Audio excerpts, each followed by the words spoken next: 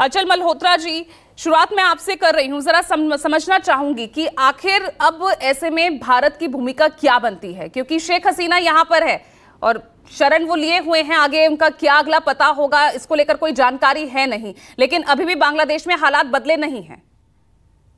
देखिए, भारत का जहां तक सवाल है, भारत को भी इन हालात में वेट एंड वॉच की जो है पॉलिसी को अपनाया है उन्होंने, क्योंकि सिचुएशन वहाँ इवॉल्व हो रही है। तो भारत सबसे पहले वो कदम उठाएं जो अपने बॉर्डर को स्ट्रेंथन करना, जो हमें बॉर्डर की तरफ से जो संभावनाएं हैं उनको ध्यान में रखते हुए बॉर्डर सिक्योरिटी बढ़ाना, वहाँ से इन्फिल्ट्रेशन नहीं हो, इमिग्रेशन फ्लो नहीं हो, ये सब चीज़ें देखने वाली है। फिर उसके बाद दूसरा इम्पोर्टेंट ये हो जाता है कि शेख हसीना को लेके क्या किया जाए।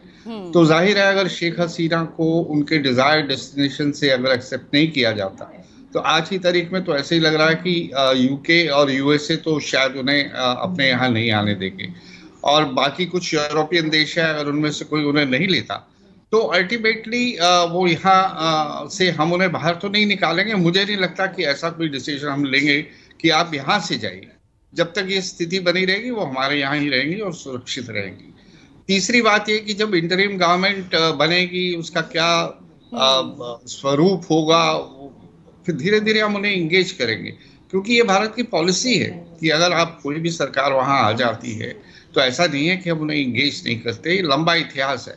आप 90s में म्यांमार की हमने जो मिलिट्री गवर्नमेंट है उसको इंगेज किया था, जबकि पूरे वेस्ट ने उसे बहिष्कार किया था, और हमारी कंस्ट्रक्टिव इंगेजमेंट जो थी म्यांमार के साथ, उसको फिर बाद में लोगों ने अप्रिशिएट भी किया था। अभी हाल ही में हमें देखिए तालिबान तक को हम इंगेज करें, क्योंकि हमारे सिक्योरिटी इंटरेस्ट, नेशनल इंटरेस्ट सर्वोपरि हैं।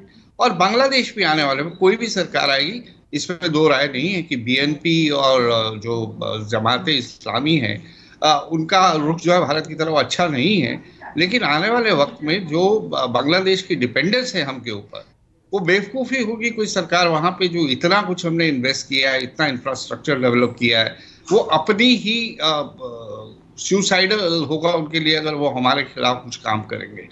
उनका व्यापार है, उनका टेक्सटाइल एक्सपोर्ट्स है, उनकी और दूसरे व्यापार के अलावा एनर्जी सेक्टर में देखिए, हम उन्हें ऑयल सप्लाई करते हैं, पाइपलाइन से उन्हें डीजल सप्लाई करते हैं, तो बहुत सी चीज़ें हैं चारों तरफ से, वो हम ही से घिरे हुए हैं।